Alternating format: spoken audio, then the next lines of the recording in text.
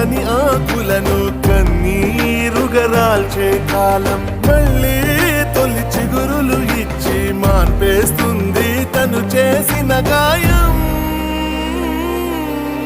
మన్నింపు లేదంటే ఈ లోకాన ఏది లేదులే, మన్నించే హృదయానికి ఏ